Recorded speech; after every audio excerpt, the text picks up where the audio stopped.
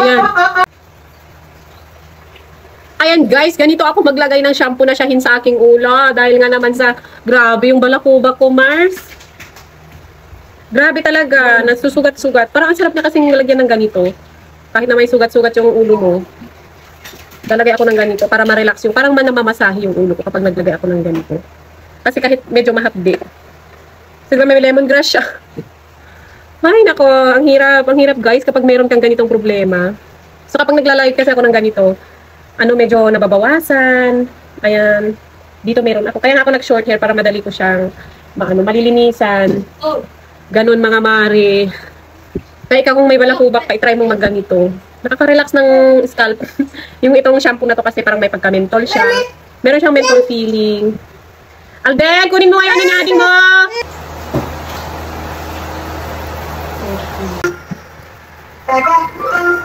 Ayan, ipuro nyo lang mga Mars.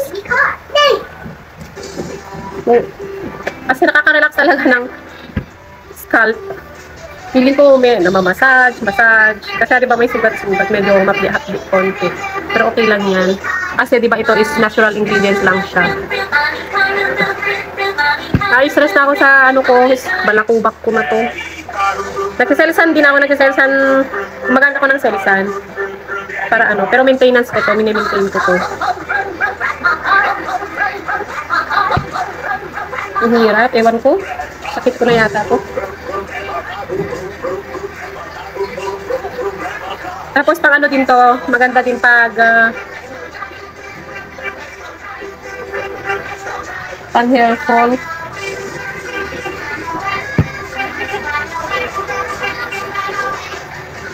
Ayan.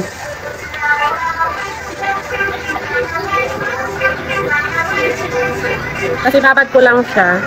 Meron ako dito sugat-sugat. Ayan diba? Pula. Kasi hindi ko maiwasang magkamot.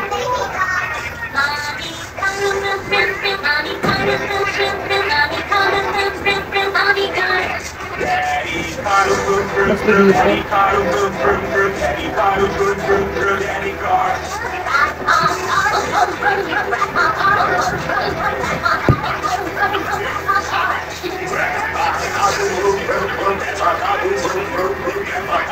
Maganda din to pang hair fall. Pampahaba din to ng buhok. Yes.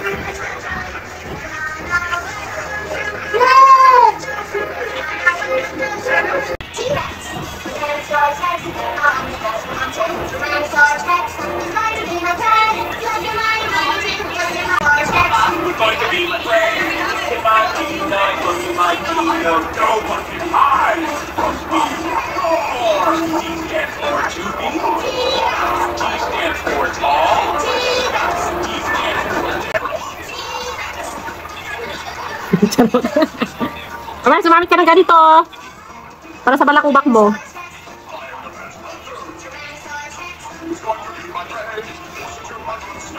Pero babad natin.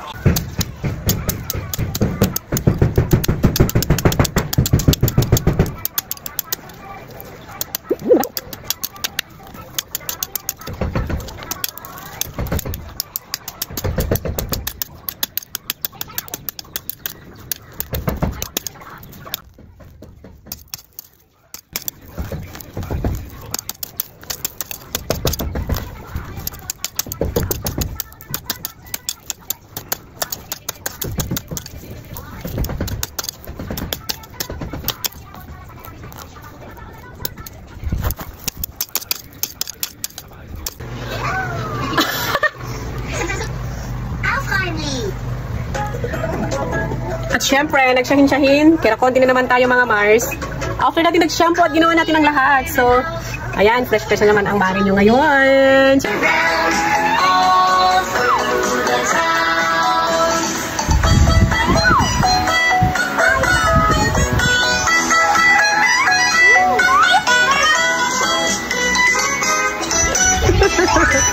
Mother mode.